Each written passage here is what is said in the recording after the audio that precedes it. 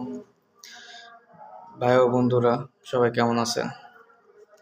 আজকে 28শে ফেব্রুয়ারি শুক্রবার দিন, আল্লাহর রহমতের একটি দিন, জুমাবার।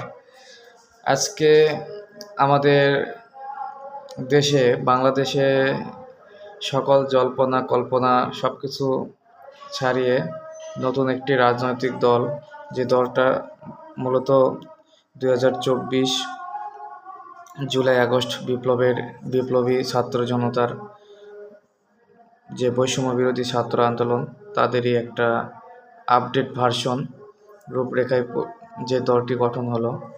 আসলে দলটার নামকরণ করা হয়েছে জাতীয় নাগরিক কমিটি, এবং দেখলাম দলের যে আহ্বায়ক, সদস্য সচিব এবং মুখ্য সংগঠক, যুগ্ম মুখ্য সংগঠক বা সমন্বয়ক যারা আছে, তারা সবাই বড় বড় যে কয়েকটা পদে, সবই বৈষম্য বিরোধী ছাত্র আন্দোলনের যারা নেতৃবৃন্দ ছিলেন, বিশেষ করে তাদেরকে দেখা যাচ্ছে। তো এখন এখানে এই দলটা গঠন নিয়ে দেখা যাচ্ছে দেশ বিদেশে বাংলাদেশের শুভাকাঙ্ক্ষী যারা, তাদের মধ্যে দুইটি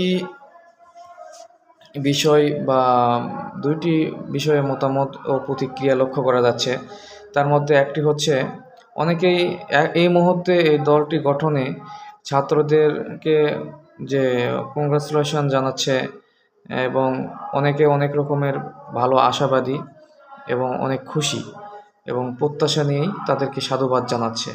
আবার আরেক পক্ষ আছে যারাও বিপ্লবী পক্ষ ছিল বা বিপ্লবের সমর্থন ছিল ব্যাপকভাবে, তারা মনে করতেছে যে আগে হয়তো পুরোপুরি সংস্কার হওয়ার প্রয়োজন ছিল, এবং পুরোপুরি সংস্কার হওয়ার পর যদি এই দলটা গঠন করা হতো এবং দেশকে নির্বাচন উপযোগী করে সংস্কার পরবর্তী নির্বাচনে এই দলটা যদি গঠন ও নির্বাচনে অংশগ্রহণ করতে চাইতো, সেক্ষেত্রে মনে হয় যে তাদের গ্রহণযোগ্যতা ও সব কিছুই ভালো হতো। তাদের এটা চিন্তা করার একটা বৈধ কারণ আছে, যুক্তি। সেটা হচ্ছে যে ছাত্ররা মূলত যারা বিপ্লবী পক্ষ, তারা যখন দলটা গঠন করতেছে, তার মানে এটা নিশ্চিতভাবে বোঝা যাচ্ছে যে নির্বাচন সংস্কার হোক বা না হোক, খুব তাড়াতাড়ি বা দ্রুত হতে যাচ্ছে। এই আশঙ্কা থেকে বা এই চাপ থেকেই তারা নিজেদের দল গঠন করতে যাচ্ছে। কিন্তু এখানে বিশেষজ্ঞগণ কিছু কিছু বিষয়টা তারা খারাপভাবে দেখতেছে। তার মধ্যে একটি হচ্ছে যে, মানুষ আসলে দলের থেকে বেশি দেশের ভালো, দেশের জন্য যা সংস্কার, এই বিপ্লবের যে উদ্দেশ্য, এগুলো পছন্দ করত, এবং এগুলোর নিয়ে যে প্রত্যাশা, এগুলো মানুষের মধ্যে এখনও পূরণ হয় নাই, বা কাঙ্ক্ষিতভাবে কোনো উল্লেখযোগ্য কোনো সংস্কার মানুষ দেখতে পারে নাই, এই সরকার দৃশ্যমান করতে পারে নাই। সুতরাং যদি তারা দল গঠনের প্রতি বেশি আগ্রহী না হয়ে সংস্কার বা বিচার এগুলোর প্রতি যদি আগ্রহী হইতো এবং সেগুলো নিশ্চিত করতে পারলে, মনে হয় যে দেশের জনগণের তাদের কাছ থেকে প্রাপ্তিটা একটু বেশি হইতো, ভালো হতো। তো ধন্যবাদ।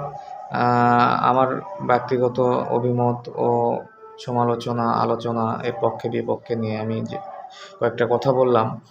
আর আপনাদের মতামত ও কথা থাকলে আমার ভিডিওটি দেখার পর কমেন্ট বক্সে আপনাদের কমেন্টের মাধ্যমে জানাবেন। আসসালামু আলাইকুম।